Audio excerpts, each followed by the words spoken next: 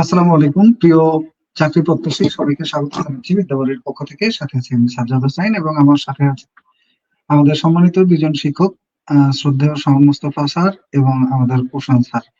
আজকে আমরা কথা বলবো প্রাইমারি শিক্ষক নিয়োগ পরীক্ষা নিয়ে। প্রাইমারি শিক্ষক নিয়োগ পরীক্ষা সাম্প্রতিক সময়ে ফলাফল প্রকাশিত হলো এবং এতে ৬৯,০০০-এর বেশি শিক্ষার্থীকে টেকানো হয়েছে ১৪,০০০-এর বেশি পদের বিপরীতে, অর্থাৎ মোটামুটি ৫ জন করে প্রতি পদের বিপরীতে টেকানো হয়েছে। তবে এটা জেলা ভেদে একটু কম বেশি আছে। খুব দ্রুত শুরু হতে যাচ্ছে প্রাইমারি শিক্ষক নিয়োগ পরীক্ষার ভাইবা। এখন ভাইবা নির্বাচনের আগে নাকি নির্বাচনের পরে, এইটা একটা প্রশ্ন। এইটা দিয়েই আমরা মূলত কথাটা শুরু করতে পারি। তারপরে অন্যান্য কথা, অর্থাৎ আপনাদের যে প্রশ্নগুলো থাকে, ভাইবার জন্য কি কি কাগজপত্র প্রয়োজন হয়, ভাইবার জন্য আপনার যে প্রস্তুতি তাতে কি কি পড়তে হয়, ভাইবার সময় কি ধরনের ড্রেস পড়তে হয়, এটা নিয়ে একটা লাইভ অলরেডি আমাদের বিদ্যাবাড়ি পেজে হয়ে গেছে। আজকে দুপুরে আমাদের শ্রদ্ধেয় দুজন স্যার ওনারা এই লাইভটা নিয়েছেন। আপনারা যারা দেখেননি তারা লাইভটি অবশ্যই দেখে নেবেন। এবং এই লাইভের পাশাপাশি যে বিষয়গুলো আপনাদের আরো প্রশ্ন থেকে গেছে সেই সকল প্রশ্ন নিয়ে আজকের এই লাইভ সেশনটা, এবং লাইভ সেশনে আপনাদের প্রশ্নগুলোর উত্তর আমার সাথে দেওয়ার জন্য যুক্ত আছেন ওশান স্যার এবং শাওন মোস্তফা স্যার। আমি প্রথমে ওশান স্যারের কাছে যাচ্ছি। স্যার, যদি একটু বলতেন যে পরীক্ষা কবে শুরু হতে পারে বা কি বিষয়, শুরু করে আপনার মতো করে আপনি বলেন। আচ্ছা, পরীক্ষা কবে হতে পারে? এই যে ভাইবা যে পরীক্ষাটা হবে, তো এটা তো বোঝা যাচ্ছে যে অনেকেই যেটা আমরা যেটা জানতে পারলাম যে এটা নির্বাচন আগে হওয়ার সম্ভাবনা আছে। তো সেই সুযোগও আছে। যদি হয়ে যায় তাহলে সেক্ষেত্রে সময় কিন্তু খুব বেশি না, হয়তো ১ সপ্তাহের মধ্যেই ভাইবাটা শুরু হয়ে যাবে। আবার নির্বাচনের এক পরেও সপ্তাহ হতে পারে। আপনার যে প্রস্তুতি থাকে কি কি করতে হয়। ওকে, ওকে। আর একটা বিষয় হলো যে প্রাইমারি শিক্ষক নিয়োগের যে এই ভাইবা পরীক্ষায় যে প্রতিদিন কতজন করে ভাইবা নেওয়া হয়েছিল বা এবার কতজন করে নেওয়া হতে পারে, এভারেজে কেমন হয়, এই সম্পর্কে একটু যদি শাওন স্যার আমাদেরকে বলতেন। আমি একটু কমেন্ট গুলো আচ্ছা, দেখি। ধন্যবাদ। আসলে আমরা তো যে দেখি যে প্রাইমারি ভাইভাগুলো মূলত জেলা ওয়াইজ হয় এবং জেলাতেই নেওয়া হয়। জেলা পরিষদের ডিসি মহোদয়ের সাথে সেখানে আমাদের এটিও যিনি থাকেন এবং শিক্ষা অফিসার থেকে শুরু করে তারা থাকেন। তো আমি প্রথমেতে ওশান স্যারের একটা ব্যাপারে একটু বলি, সেটা হচ্ছে যে উনি বললেন হয়তো ভাইবাটা এমন হতে পারে যে এই সপ্তাহে যদি ডেট দিয়ে দেয় নির্বাচনের আগে এবং পরে, এই ব্যাপারটা একটু থেকে যাচ্ছে। কারণ যতটুকু জানা যাচ্ছে যে অনেক ক্ষেত্রে ডিসি মহোদয় থেকে শুরু করে আমরা জেলা পরিষদটা মোটামুটি নির্বাচনের জন্য কিন্তু একেবারে ব্যস্ত হয়ে গেছে, একেবারে খুবই ব্যস্ত বর্তমানে দেখা যাচ্ছে তাদেরকে। সেক্ষেত্রে একটা বিগ টাইম কিন্তু ডিসি মহোদয়ের কাছে নিতে হবে এই ভাইবার জন্য আর কি। যদি ডিসি মহোদয় মনে করে যে না এই সময় আমার আসলে নির্বাচনকালীন সময় আমার দায়িত্ব পালন করা অনেক টাফ হয়ে যাচ্ছে, হয়তোবা সেটা ভাইবাটা হয়তো নির্বাচনের পরে চলে যেতে পারে, এটা একটা সমূহ সম্ভাবনা আছে। আর যদি মনে করে যে না, যেহেতু জেলা ওয়াইজ হচ্ছে ভাইবাটা, এক্ষেত্রে আমাদের ৬৪টা জেলায় কিন্তু একই দিনে তারা ভাইবাটা কন্ডাক্ট করবে। ৬১ তো জেলায় দেখা স্যার, যাবে ৬১ জেলা আর কি, ৩ পার্বত্য জেলা ৬১ জেলায়। বাদ ৩ দিলে পার্বত্য জেলা ছাড়া ৬১ জেলা। ৬১টা জেলায় করবে। সো আমার যদি জেলা মনে করেন একটা কুড়িগ্রাম জেলা যদি ধরেন ২৫০০-র মতো প্রার্থী সেখানে ভাইবা দিচ্ছে। তো যদি দিনে ২০০ বা ৩০০-র মতো একটা ভোট বসিয়েও যদি ২০০ বা ৩০০-র মতো নেওয়া যায়, অ্যারাউন্ড ৭ দিনেই কিন্তু এটা শেষ করে দেওয়া সম্ভব। সেক্ষেত্রে আমার কাছে মনে হয় নির্বাচনের আগে ভাইবা হয়তোবা শেষ হবে, হয়তো রেজাল্টটা পরে হতে পারে, আমার যতটুকু থিঙ্কিং। আচ্ছা, তো এক্ষেত্রে যদি একটা কথা বলি আমরা স্যার, যে আমাদের সামনে দিন আছে হলো, এখন থেকে নিয়ে নির্বাচন শুরু হবে আগামী ১২ই ফেব্রুয়ারি হলো জাতীয় সংসদ নির্বাচন ও গণভোট। আহ আজকে হলো গেল আমাদের ২২ তারিখ, ২৩ এবং ২৪ দুই দিন হলো শুক্র এবং শনিবার বন্ধের দিন। এরপরের আবারও বন্ধের দিন আছে ৩০-৩১ তারিখ, 2 দিন বন্ধের দিন। এরপরে আরো দুইটা বন্ধের, মানে আরো একটা বন্ধের দিন আছে শুক্র শনিবার, সম্ভবত ৪-৫ অথবা ৫-৬ তারিখে। তো ৩টা শুক্র শনিবার আছে সামনে, ৩ দুগুণে ৬ দিন বাদ, ৩ দুগুণে ৬ দিন বাদ। তো আমাদের দিন বাকি আছে এইদিকে ৩১শে মাস। তো আমাদের ২৩-২৪ পর্যন্ত গেলে সব মিলায় ১৩ দিনের মতো, ১২ বা ১৩টা কর্মদিবস বাকি আছে। এই ১৩ দিনের মধ্যে প্রাইমারির ভাইবা নেওয়ার যে সম্ভাব্যতা, ধরেন একটা উপজেলায় এভারেজে প্রার্থী ১৫০০-র আশপাশে, ১০০০ থেকে ১৫০০। কোনো কোনো জায়গায় বেশি আছে, কোনো কোনো জায়গায় কম আছে, যদি আমার সাথে একমত হন। তো এই যে এরকম ১০০০ থেকে ১৫০০ প্রার্থী প্রতিদিন, তাহলে যদি ১০ দিনে ভাইবা শেষ করতে চায়, প্রতিদিন কত জনের, ১৫০ জনের মতো ভাইবা নেওয়ার দরকার হবে। একদিনে ১৫০ জনের ভাইবা। ভাইবাটা নেয় হলো আমাদের সম্মানিত ডিসি মহোদয়গণ এবং এডিসি মহোদয়গণ থাকেন ভাইবা বোর্ডে প্রধান হিসেবে, এবং তাদের সাথে থাকেন DPO, district primary education officer, এবং সাথে অন্য কোনো একজন পার্সনকে ওনারা নেয়। সেটা হতে পারে রাজনৈতিক ব্যক্তিত্ব, হতে পারে, এখন বর্তমানে রাজনৈতিক ব্যক্তিত্ব নেওয়ার সম্ভাবনা খুবই কম, নাই বললেই চলে, হতে পারে শিক্ষা সংক্রান্ত অন্য কোনো ব্যক্তি। তো ওনারা এই মুহূর্তে নির্বাচনী প্রচারণায় ব্যস্ত, নির্বাচনী কার্যক্রমে ব্যস্ত, আবার দেখা যায় নির্বাচনী আচরণবিধি নিয়ে ব্যস্ত। তো মূলত ভাইবা হয় ডিসি স্যারের রুমে, অথবা এই ডিসি স্যারের যে সম্মেলন কক্ষ, ডিসি স্যারের যে সম্মেলন কক্ষটা, ওইখানে ভাইবা হয়। তো তারা যদি সম্মতি দেয় তাহলেই কেবল ভাইবাটা শুরু হতে পারে, আদারওয়াইজ এটা নির্বাচনের পরে চলে যাবে। তো এক্ষেত্রে যদি নির্বাচনের আগে শুরু হয় এবং 10 দিনের মধ্যে 1 থেকে 1,500 প্রার্থীর ভাইবা নেওয়া হয়, তাহলে এভারেজে প্রতিদিন 150 জনের মতো ভাইবা নিতে হবে। এবং প্রতিদিন 150 জন মানে প্রত্যেক মানুষকে যদি 2 মিনিট করে সময় দেওয়া হয়, 150 দুগুণে 300 মিনিট, 300 মিনিট মানে প্রায় 6 ঘন্টার 5 কাছাকাছি। ঘন্টা। হ্যাঁ, 5 থেকে 6 ঘন্টার কাছাকাছি। তো প্রতিদিন 6 ঘন্টাই মানে আসলে ওয়ার্কিং আওয়ার পাওয়া যায়। 10টা থেকে 6 ঘন্টা হিসেব করলে 12টা, 12টার পরে আরো থাকে হলো 4 ঘন্টা, 4টা পর্যন্ত, মাঝখানে লাঞ্চ আওয়ার বাদ দিলে 1 ঘন্টা, 5টা পর্যন্ত চলে অফিস টাইমের মধ্যে। তাহলে প্রতিদিন যদি 2 মিনিটে এক প্রার্থীর ভাইবা নেয়, সেটা কোয়ালিটি ভাইবাও হবে না, আবার ওরকম হবে না। যাই হোক, সব মিলে আসলে যদি শুরু করে তারা শেষ করতে পারবে, আর যদি শুরু না করে তাহলে নির্বাচনের পরে হবে। তো সেক্ষেত্রে প্রার্থীরা যদি সময় বেশি পায় তাহলে কি করবে এটা বলবেন আমাদের সংস্থার, আর যদি কম পায় তাহলে কি করবে এটা সংস্থার কাছ থেকে আমরা শুনবো। আপনাদের যে প্রশ্ন আছে এই প্রাইমারি শিক্ষক নিয়োগ ভাইবা সম্পর্কে, এটা সম্পর্কে আপনারা প্রশ্ন করতে পারেন, আমি কমেন্ট দেখছি। আর আমরা চলে যাচ্ছি সংস্থার কাছে। যদি প্রার্থীরা বেশি সময় পায় সেক্ষেত্রে কি করবে? আচ্ছা, প্রার্থীরা যদি বেশি সময় পায়, এখানে কিন্তু বেশি স্যার একটা সময় বলতে ট্রাপ আছে, কিন্তু তার নির্বাচনের ট্রাপ পরে যদি ভাইবা হয় সেটা মার্চ মাসে চলে যাবে, তার আগে আর শুরু করা সম্ভব না মোটামুটি। ফেব্রুয়ারি 12 তারিখে যদি নির্বাচন হয়, নির্বাচনের পরে একটা সবগুলো কিছু মিলে দেখা যাবে যে অ্যারেঞ্জ করার একটা ব্যবস্থা থাকবে, ডিসি মহোদয় থেকে শুরু করে অনেকেই চেঞ্জ হতে পারে, তখন একটা বড় হ্যাসেল হবে আমার মনে হয়। তো যদি প্রার্থীরা সময় বেশি পায়, আসলে সময় বেশি পায় বলতে আমি যেটা বুঝাবো, ভাইবার জন্য কিন্তু একটা পর্যাপ্ত সময় নয়, যদিও আমরা এটা ধরি। তো সেক্ষেত্রে যেহেতু প্রাইমারিতে 1:5 মানে 5 জনে আমরা যদি একজনকে ধরি, তাহলে কিন্তু এই ভাইবার নম্বরটাও আপনার ক্ষেত্রে দেখা যাবে খুব বেশি ইফেক্টিভ হবে। 0.05 এর জন্য 50 এর জন্য অনেকে চাকরি হবে না। তো সেক্ষেত্রে আমার কাছে মনে হবে যে যদি তারা সময় বেশি পায়, আমার মনে হয় লং টাইম ধরে এই প্রাইমারির ভাইবা রিলেটেড যে বিষয়বলীগুলো আছে এগুলো নিয়ে প্র্যাকটিস করবে। পাশাপাশি যদি তাদের মনে হয় যে আম আমরা যেহেতু বলতে পারছি না যে আসলে মার্চে হবে কিনা, ফেব্রুয়ারির শেষ উইকেও হতে পারে। সেক্ষেত্রে আমরা ধরে নিতে পারি অ্যারাউন্ড 1 মাস এক যদি মাস নির্বাচন হবে। হ্যাঁ, তারপরে 1 মাস কিন্তু আপনি দেখবেন দেখতে, দেখতে চলে যাচ্ছে। সো একটা ভাইবার জন্য 10 মার্কের একটা প্রিপারেশন এর জন্য যদি সে চায় যে আসলে নিজেকে ওভাবে প্রিপেয়ার করবে, তাহলে আমার মনে হয় এখানে সবচেয়ে বেশি এফোর্টটা দেওয়া তার জন্য জরুরি হবে, অন্য কিছু ছাড়াই। আর এই ক্ষেত্রে আমি একবারেই বলবো, যদি সময় আপনি বেশি পান, এটাকে বেশি না মনে করে আপনি ঠিক যদি নাম্বারের ব্যাপারটা আপনার আয়ত্তে থাকে যে আমি এতর মধ্যেই আছি, তাহলে আপনাকে অবশ্যই উচিত হবে আপনার নাম্বার ওয়াইজ আপনাকে প্রিপারেশনটা ঠিক করে নেওয়া। এতে করে আপনার জন্য সেটা ভালো হবে, যাদেরকে এটা ভাইবা দেবে আমার কাছে মনে হয়। ধন্যবাদ স্যার। আমরা ওশান স্যারের কাছে যাবো। স্যার, যদি আসলে সময় কম পাওয়া যায়, আসলে ভাইবা পরীক্ষা কি আসলেই প্রশ্ন পাড়ার পরীক্ষা নাকি এখানে নিজেকে দেখানোর পরীক্ষা? আপনার কি মনে হয়?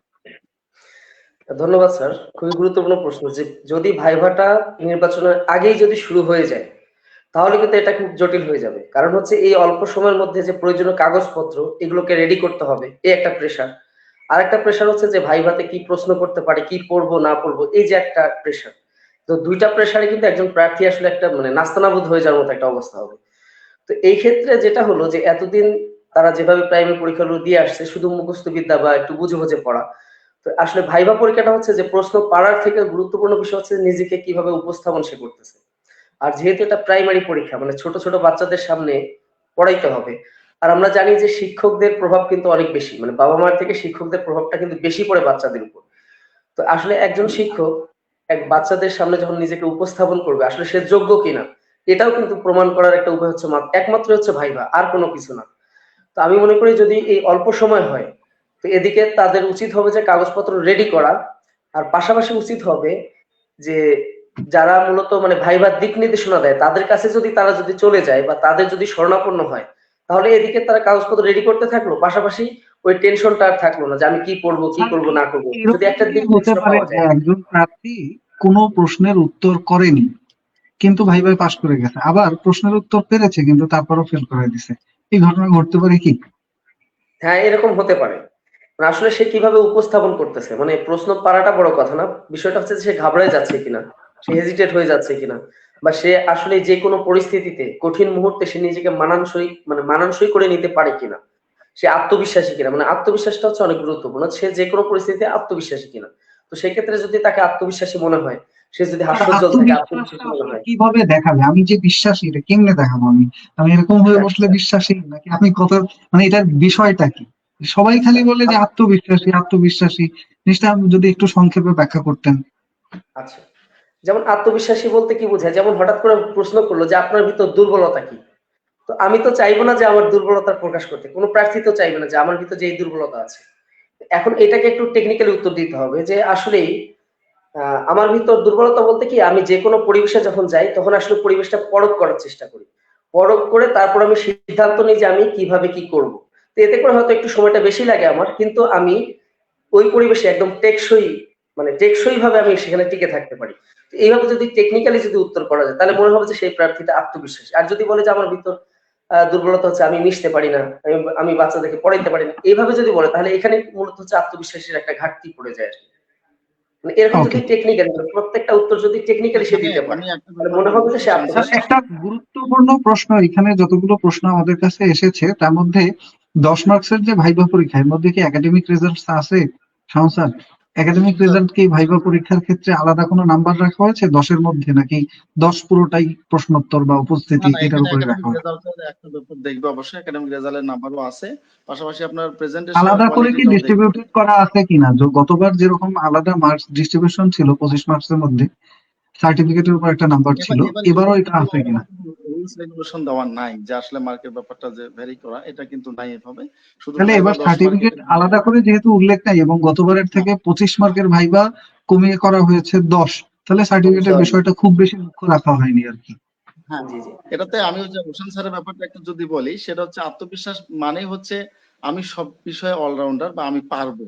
এটা যদি ভিতরে আসলে বিলং করে যে না আমি মোটামুটি ভাবে সব বিষয় একটা আয়ত্তে আমি নিয়ে চলে গেছি, তাহলে কিন্তু ভাই বাবাটা এমনি আত্মবিশ্বাস হয়ে যায় যে আমি সব বিষয় পারবো, যেটাই ধরুক না কেন ওকে, আমার হবে। এটা একটা আত্মবিশ্বাসের ব্যাপার থাকে। হ্যাঁ, তো এটা অনেকেই আমার কাছে বলছেন যে আমাদের রেজাল্টে রোল আছে কিন্তু মেসেজ আসেনি। এক্ষেত্রে আসলে কি, এটা মেসেজ আমার কাছে মনে করে যে অনেক ক্ষেত্রে নেটওয়ার্কের কারণে অনেকের মেসেজ আসে না। যদি তার পিডিএফ ফাইলে রেজাল্ট থাকে তাহলে সে চোখ বন্ধ করে ভাইবার জন্য প্রস্তুতি নেবে, এখানে কোনো কথা নেই। এখন রোল আসলো কি না আসলে এমন এমন এমন কিছু পরীক্ষার্থী আছে যারা দোকান থেকে অ্যাপ্লাই করে, করার ক্ষেত্রে দেখা যায় নিজের ফোন নাম্বারটা তারা দেয় না, না দিয়ে কি করে টেলিটক নাম্বার, অন্য কারো টেলিটক নাম্বার সেখানে ইউজ করে, অথবা ওই কম্পিউটারের মানুষেরই ফোন নাম্বার দিয়ে তারা অ্যাপ্লাই করে। এটা কিন্তু হয় স্যার। সেক্ষেত্রে অনেক ক্ষেত্রে দেখা যায় যে ওই নাম্বার হয়তো যে নাম্বারে সে প্রত্যাশা করে সে নাম্বার মেসেজ না আসারই কথা। এটা না আসলে কোনো সমস্যা নেই, কিন্তু পিডিএফ ফাইলে যদি রেজাল্ট থাকে তাহলে কোনো কথা নেই, সে ভাইবার জন্য প্রস্তুতি নেবে। ওকে, ধন্যবাদ স্যার। আমরা আর একটা গুরুত্বপূর্ণ প্রশ্ন ওসান স্যারের কাছে যাব। প্রশ্ন করেছে স্যার, স্থায়ী ঠিকানা এবং এনআইডির ঠিকানা, এই দুইটা ঠিকানার মধ্যে নাগরিক সনদ কোথা থেকে নিবে, এবং মেয়েদের ক্ষেত্রে বিশেষ করে যারা বাবার বাড়ি থেকে আবেদন করেনি, স্বামীর ঠিকানা আবেদন করেছে, তারা নাগরিকত্ব সনদ কোথা থেকে নিবে? আচ্ছা, ধন্যবাদ। সেটা হচ্ছে যে নাগরিকত্ব বা চারিত্রিক সনদ যেটি আছে এটা অবশ্যই স্থায়ী ঠিকানার বিপরীতে নিতে হবে। মানে তার যে স্থায়ী ঠিকানা ওখান থেকে নিতে হবে। বর্তমান ঠিকানা থেকে নিলে কিন্তু হবে না। তার স্থায়ী যে ঠিকানাটা আছে এখান থেকে। আর হচ্ছে নারীদের ক্ষেত্রে সে যদি স্বামীর বাড়ি থেকে যদি আবেদন করে, কারণ তার এনআইডি বাবার বাড়িতে আছে, সমস্যা নাই। তো স্বামীর বাড়ির যে স্থানীয় যে ইউনিয়ন পরিষদ আছে বা আমরা যেটাকে বলি পৌরসভা, সেখান থেকে সে নিবে। দুইটা তো নিবে স্বামীর নাকি বাড়ি থেকে একটা নিবে? একটা নিবে। শুধু স্থায়ী ঠিকানার বিপরীতে নিবে। এটাই। ওকে স্যার, আরেকটা জিনিস, অনেকেরই আমাদের ওই সার্টিফিকেট এবং এনআইডি কার্ডের মধ্যে নামের একটু গরমিল আছে, ঠিক কতখানি গরমিল থাকলে গ্রহণযোগ্য আর কতখানি গরমিল হলে সেটা নিয়ে আসলে এখনই দৌড়ঝাঁপ করা উচিত, অর্থাৎ আগামী রবিবার থেকেই এগুলো অদল বদল করা লাগলে এগুলোর জন্য আবেদন টাবেদন করে কি ধরনের কি করতে পারে যদি এনআইডি কার্ডে সমস্যা থাকে? তো এনআইডি কার্ডে যদি সমস্যা থাকে তো এক্ষেত্রে তো এই অল্প সময়ে তো আসলে চেঞ্জ করাটা আসলে খুবই কঠিন হয়ে যায়, এত দ্রুত তো আসলে পাওয়া যাবে না। তো সেই ক্ষেত্রে যেটা হচ্ছে যে নামের ক্ষেত্রে দেখা যায় অনেকের ক্ষেত্রে খাতুন, খাতুনের জায়গায় বেগম থাকে, বেগমের জায়গায় খাতুন থাকে। তো আমার কাছে যেটা মনে হয় যে এই শেষ মুহূর্তে যদি সম্ভব না হয় চেঞ্জ করা তাহলে ওই অবস্থায় নিয়ে যাবে। মানে মূলত এনআইডি কার্ডের সব থেকে বড় বিষয় হচ্ছে যে নাম যদি চেঞ্জ থাকে। আমার নাম হলো কি হাবিবুর রহমান, রহিমের জায়গায় যদি করিম চলে আসে, হুম হুম মূল নামে যদি কোনো চেঞ্জ আসে তাহলে সেটা নিয়ে মূল সমস্যা। আর নামে হচ্ছে জন্ম তারিখের মধ্যে যদি বাবা কোনো মায়ের নাম যদি সমস্যা থাকে সেই ক্ষেত্রে কি জটিলতা সৃষ্টি হতে পারে কিনা, আর বাবা মায়ের নামের জটিলতা থাকলে সেক্ষেত্রে কি ভাইবা বাদ হয়ে যাবে কিনা? আচ্ছা, এখানে একটা বিষয় হলো যে নিজের এনআইডি কার্ডে বাবা মায়ের যে নাম আর বাবা মায়ের এনআইডি কার্ডে যে নাম দুইটা ভিন্ন হলে সমস্যা নেই। মানে আমার দেখতে হবে যে আমার সার্টিফিকেটের সাথে আমার এনআইডি কার্ডের মিল আছে কিনা। এখন বাবা মার এনআইডি কার্ড যে নামে থাক সেটা বিষয় না, কারণ বাবা মার এনআইডি কার্ড তো আর দেখবে না, দেখবে আমার নিজের এনআইডি কার্ড। তো আমার নিজের এনআইডি কার্ডের সাথে আমার সার্টিফিকেটের যে বাবা মায়ের নাম এটা ঠিক আছে কিনা, এটা হচ্ছে মুখ্য বিষয়। একটা প্রশ্ন আপনাদের দুইজনের কাছে, দুইজনই আলাদা আলাদা করে উত্তর দেন, সেটা হলো কোটার বিষয়টা কি হবে আসলে, বিজ্ঞান কোটা বা অন্যান্য কোটা, এটা কি এই প্রিলিমিনারিতেই রেজাল্টের সময় অ্যাপ্লাই হয়ে গেছে নাকি ভাইবার পরে অ্যাপ্লাই হবে? দুইজনই দেন আপনাদের মতো করে উত্তর, সবাই জানতে চাচ্ছে এটা।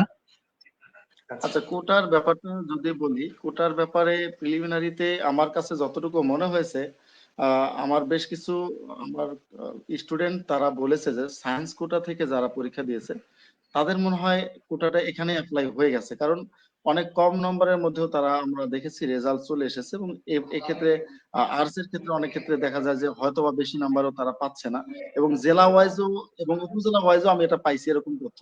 সায়েন্স থেকে এই ব্যাপারটা অ্যাপ্লাই হওয়ার সম্ভাবনা রয়েছে। আর সেক্ষেত্রে যদি কোটা অ্যাপ্লাই হয়ে থাকে তাহলে তো ভাইভাতে এটার দরকার হয় না তেমন ভাবে। আর যদি না হয়ে থাকে তাহলে অবশ্যই ভাইবার সময় কোটাটার ক্ষেত্রে তারা যে সার্টিফিকেট দরকার হবে, যেহেতু শুধুমাত্র এখানে 7% কোটার একটা ব্যাপার এবং বিজ্ঞান 20% কোটার কথা বলা আছে।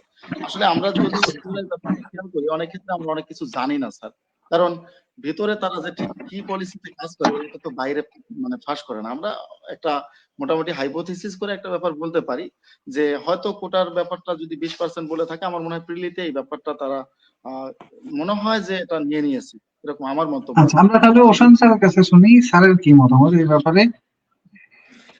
না আমিও শাওন স্যারের কাছে একমত, শাওন স্যারের সাথে একমত। আমি এরকম তথ্য পেয়েছি যে একই উপজেলায় একজন হয়তো 60 মার্কস পেয়ে টিকে গেছে, হয়তো তার বিজ্ঞান আছে এই জন্য, আবার অনেকেই 65 পেয়ে টিকে নেই। মানে এই যে বিষয়টা আমার কাছেও মনে হয় যে বিজ্ঞান কোটা বা যে কোটার যে বিষয়টা আছে এটা মানে আগেই অ্যাপ্লাই হয়ে গেছে। যদি আগেই অ্যাপ্লাই হয়ে থাকে তাহলে তো শাওন স্যার এটা বলেই দিয়েছে যে আসলে এখানে আর কিছু করার নেই, এটা আগেই অ্যাপ্লাই হয়ে গেছে। আবার এটা আমারও পরেও আপনাদের অ্যাপ্লাই সাথে ওই একই একই মতামত যে আসলে সম্ভবত এটাই হয়েছে যে গতবারের, আমি যদি 2024-22-এর দিকে তাকাই, তো ওই সব সময় যারা চাকরি পেয়েছে এদের মধ্যে অনেকে আছে যাদের চাকরি হয়েছে 40, 42, 45, 46 এই নাম্বারে, আবার অনেকের চাকরি হতে 72, 78 নাম্বারও লেগেছে। পার্থক্যটা কারণটা হলো ওই 40-42 হলারা প্রিলি পার করতে পারতো না যদি কোটা অ্যাপ্লাই না হতো, রাইট। হ্যাঁ এটা আমার অবশ্যই। যতদূর মনে হয়। আবার নারী কোটা আলাদা করার জন্যই নারী এবং পুরুষের পরীক্ষা কেন্দ্রও আলাদা করা হয়েছে। এসব বিষয়গুলো প্রিলিতেই দেখা হয় বিধায় সম্ভবত এটা আলাদা করা হয়েছে, এবং মোস্ট প্রবাবলি যারা টিকেছেন অলরেডি কোটা অ্যাপ্লাই করা হয়ে গেছে, এটার উপরে আর নতুন করে কিছু অ্যাপ্লাই হবে না। এখন যা হবে ভাইবার খেলা, যে যত বেশি নাম্বার তুলতে বা যে যত বেশি ভালো করতে পারে, এরকম আমার মনে হচ্ছে আর কি। ব্যক্তিগতভাবে আপনাদের সাথে আমিও ওই একমত যে সমস্ত প্রিলিমিনারিতে এটা হয়ে গেছে। আর সাময়িক সনদ যদি কারো কাছে থাকে অথবা সনদপত্র নেই, অর্থাৎ সার্টিফিকেট এখনো আসেনি, মার্কশিট পেয়েছে কিন্তু পাশ করেছে, এই ধরনের প্রার্থীদের করণীয় কি? আপনারা যে কেউ একজন। প্রশান্ত স্যার বলেন। আচ্ছা, তো এখন সাময়িক মানে মার্কশিট পেয়েছে, হয়তোবা সে সনদপত্র এখনো পায়নি বা সাময়িক সনদপত্রও নাই। তো সেক্ষেত্রে যদি ওই পরীক্ষার মানে ওই পরীক্ষার নাম যদি সে অ্যাপ্লাই করার সময় দিয়ে থাকে, তাহলে অবশ্যই যেহেতু সে সাময়িক সনদপত্র পায়নি, তো সে মার্কশিটটাই নিয়ে যাবে এবং সেখানে সে উপস্থাপন করবে যে আমি এখনো পাইনি বা আমার আসে নাই। আর যদি ওই পরীক্ষার কথা যদি অ্যাপ্লাই করার সময় বলে না থাকে, যেমন একজন হচ্ছে মাস্টার্স করেছে, সে অ্যাপ্লাই করছে অনার্স দিয়ে, তাহলে মাস্টার্সটা তো এখানে শো করার দরকার নাই বা এটা তো শো করার কোনো প্রয়োজন নেই। কিন্তু সে যদি মাস্টার্স দিয়ে যদি অ্যাপ্লাই করে থাকে, এখন মাস্টার্স এর এখন সার্টিফিকেট সে পায় নাই, নম্বরপত্র পাইছে, তাহলে নম্বরপত্র নিয়েই সে চলে যাবে, কিছু করার নাই তো এখানে। অর্থাৎ অনার্স এর ক্ষেত্রে হলে আচ্ছা, অনার্স এর যদি ক্ষেত্রে হয়, তো সেক্ষেত্রে দেখা যাচ্ছে যে সে অনার্স পাস দিয়ে হচ্ছে অ্যাপ্লাই করেছে কিন্তু এখন সে সার্টিফিকেট পায়নি, তো না পারলে এখন কিছু করার নেই, সে ওই মার্কশিট নিয়েই চলে যাবে, নম্বরপত্র নিয়েই চলে যাবে। অনার্স এর ক্ষেত্রে সে হলো মার্কশিট নিয়ে চলে যাবে যদি সে সনদপত্র না যেটা আছে, পায় আর আর কি। যদি না পায় সেই ক্ষেত্রে ওটা আরেকটা কথা অনেকেই জানতে চেয়েছে, সেটা হলো যে বিজ্ঞান কোটার জন্য তাহলে কোটার যে সনদপত্র এটা কই থেকে নিবে? বিজ্ঞান কোটার কি আদৌ কোনো সনদপত্র প্রয়োজন আছে? না না, বিজ্ঞান কোটার তো আসলে কোনো সনদপত্রের প্রয়োজন নাই। এটা তো বিজ্ঞান প্রয়োজন পড়ে কোটার না। জন্য তার মূলত একাডেমিক, সে যে বিজ্ঞানের ছাত্র এটা হলে হবে। সার্টিফিকেটে স্যার, আছে। এটা হলে রাষ্ট্রবিজ্ঞানকে হবে। বিজ্ঞান হিসেবে ধরা হয়?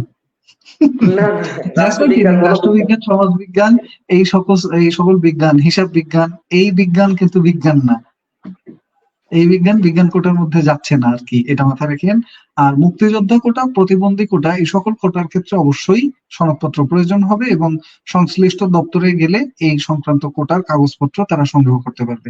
এর বাইরে যদি সংস্যার বলেন যে আর কি কি কাগজপত্র তারা সংগ্রহ করবে, যদিও এটার একটা লাইভ আছে আমাদের আজকে দুপুরে বিদ্যাবাড়ি পেজে হয়ে গেছে, তারপর একটু সংক্ষেপে যদি আপনি একটু বলেন ওভারঅল। আচ্ছা, সংক্ষেপে যদি বলি, এটা প্রথমে বলা হচ্ছে যে তার অ্যাডমিট কার্ড, যেটাতে পরীক্ষা দিয়েছে, যে অ্যাডমিট কার্ড দিয়ে এটা মাস্ট বি লাগবে, এবং রঙিন যেটা আছে রঙিন লাগবে। এরপর দ্বিতীয়ত হচ্ছে অ্যাপ্লিক্যান্ট কপি, অর্থাৎ ওই যে আবেদন করার সময় তার একটা অ্যাপ্লিক্যান্ট কপি ছিল প্রাইমারিতে, সেই অ্যাপ্লিক্যান্ট কপিটা লাগবে। তবে এক্ষেত্রে যদি না থাকে অ্যাপ্লিক্যান্ট কপি, বা অনেকে দেখা যায় হারিয়ে গেছে, ফোন হারিয়ে গেছে, বা সে পাসওয়ার্ড পিনকোড সব ভুলে গেছে, সেক্ষেত্রে সেটা ছাড়াও যেতে পারবে। এরপর সকল সনদপত্র যেগুলো বলা হচ্ছে, সকল সনদপত্রের সত্যায়িত ফটোকপি লাগবে আর কি। সত্যায়িত বলতে গেজেটেড কর্মকর্তা কর্তৃক, বিসিএস কার্ড যেটা আমরা বলে থাকি, গেজেটেড কর্মকর্তা কর্তৃক সত্যায়িত সনদপত্রের সকল কপিগুলো লাগবে। এরপর হচ্ছে আপনার জন্ম নিবন্ধন অথবা ভোটার আইডি কার্ড। আপনার যদি ন্যাশনাল আইডি কার্ড হয় তাহলে ন্যাশনাল আইডি কার্ড আপনার লাগবে। আর যদি না থাকে সেক্ষেত্রে আপনি জন্ম নিবন্ধন থেকে করতে পারবেন। আর পাশাপাশি যদি ন্যাশনাল আইডি কার্ড আপনার না থাকে কিন্তু আইডি কার্ডের ফর্ম নাম্বারটা থাকে, সেটাও আপনি যদি দিতে পারেন, দেন সেটা দিয়েও আপনার কিন্তু মোটামুটি কাজটা হয়ে যাবে। এরপর চেয়ারম্যানের যে নাগরিকত্ব সনদপত্র একটা থাকে, চারিত্রিক সনদপত্র এবং নাগরিকত্ব সনদপত্র যেটা আমরা বলে থাকি, এটা রিসেন্ট নিতে হবে।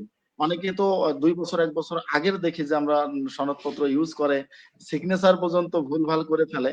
এগুলো কিন্তু স্যার এবার স্ট্রিক্টলি দেখা হবে। তো এই ক্ষেত্রে মনে রাখতে হবে ওকে। যে নাগরিকত্ব সনদপত্র নিতে গেলে একবারে রানিং যে চেয়ারম্যান বা মেম্বার আছে, যদি চেয়ারম্যান সেখানে না থাকে, দায়িত্বপ্রাপ্ত যিনি আছেন, ভারপ্রাপ্ত যিনি আছেন, তার মাধ্যমে এটা নিতে হবে খুব রিসেন্ট। কারণ আপনার চরিত্র 6 মাস আগে কেমন ছিল এটাও তো দেখার বিষয়।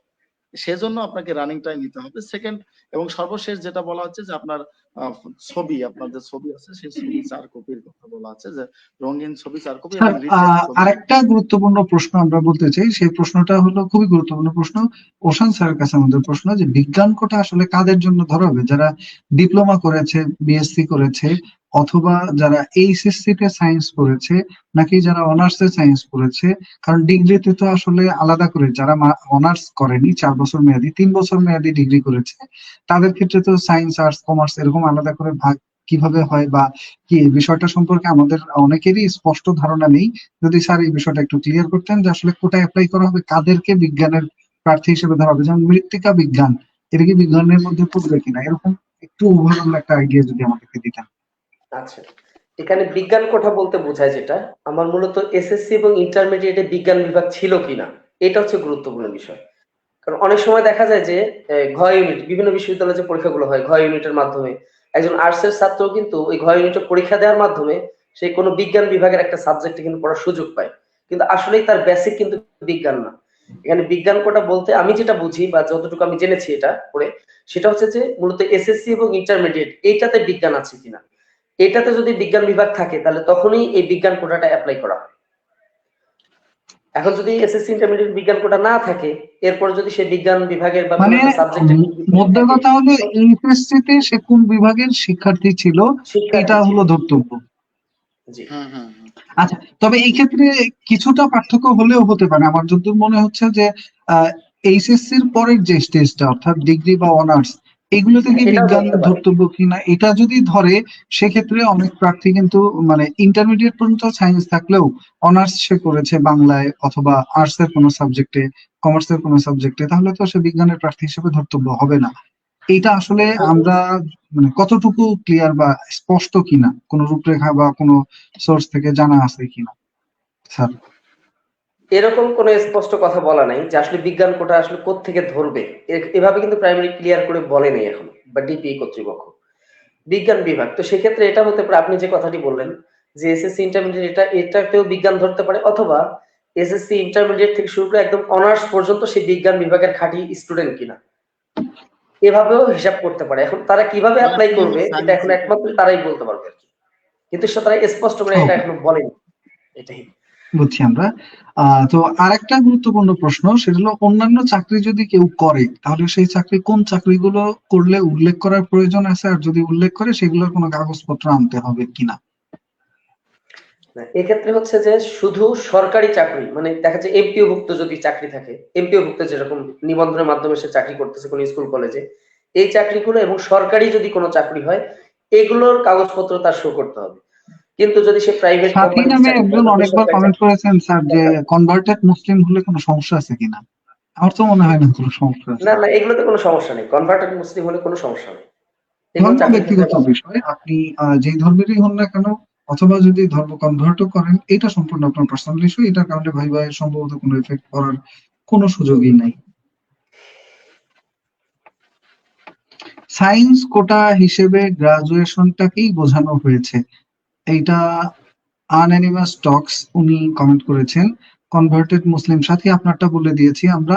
আচ্ছা, এই কথাটা অনেকেই স্যার প্রশ্ন করেছেন শাওন স্যার, যে কেউ 85 পেয়ে টিকলো এবং কেউ 70 পেয়ে টিকলো, তাহলে চাকরিটা হবে কার? আচ্ছা আচ্ছা, এখন তো বোঝা যাচ্ছে যে 5 জনে একজন। আর আপনি যদি 70 ধরেন আর এখানে 85 ধরেন, এখানে সায়েন্স কোটার ব্যাপারটা কিন্তু অবশ্যই থাকবে, যে যার সায়েন্স কোটা আছে আমাদের সে মোট কিন্তু পাস করলো যেন কত? মোট তো 69,000 সামথিং পাস করেছে। 69,295 এরকম পাস করেছে, 69,000 প্রায়। 69,000 295 হ্যাঁ, জন। 295 শূন্য পদ শূন্যপদ শূন্যপদ হচ্ছে প্রায় 14,000 প্লাস। 14,500 মতো আর কি। তাহলে 14,000 ওভারঅল মোটামুটি আমরা ধরতে পারি 69,000 থেকে 14,000 বাদ দিলে যা বাকি থাকে, অর্থাৎ 55,000 প্রার্থী মনে হয় এরা শূন্য হাতে যাচ্ছে। আচ্ছা, রাইট। তো তাহলে এখন যারা 85 আর 75 আপনি বললেন, সেখানে যদি কোটার কোনো ফ্যাক্টর না থাকে, তো সচরাচর বোঝা যাচ্ছে যে 85 সে যদি ভাইভাতে অ্যাটলিস্ট 500 পায়, তার কিন্তু হয়ে মানে 75 যে সে যদি 500 পায় তার 80 হয়ে যাচ্ছে। আর যার 65 সে কিন্তু 10 পাইলেও তার হচ্ছে 75। তো যে বেশি পাচ্ছে সে অবশ্যই এখানে কোয়ালিফাই করবে, এটাই নিয়ম। কিন্তু বিজ্ঞান কোটার মানে ব্যাপারটা যদি থাকে, সেখানে একটু কথা আছে। সেখানে একটু কথা আছে যে বিজ্ঞান কোটায় হয়তোবা অনেকেই দেখা যাবে যে কম মার্কেও চাকরি হচ্ছে, কারণ বিজ্ঞান কোটার 20% কোটা যদি ফিল আপ করতে না পারে, সেক্ষেত্রে অনেক নিচ থেকেও টেনে নেবে। ওই উপজেলারে অনেক নিচ থেকে হয়তোবা টেনে নেবে, কারণ 20% কোটা তো ফিল আপ করতেই হবে। তো বিজ্ঞান কোটা যাদের আছে তাদের জন্য আমি মনে করি এটা সোনায় সোহাগা।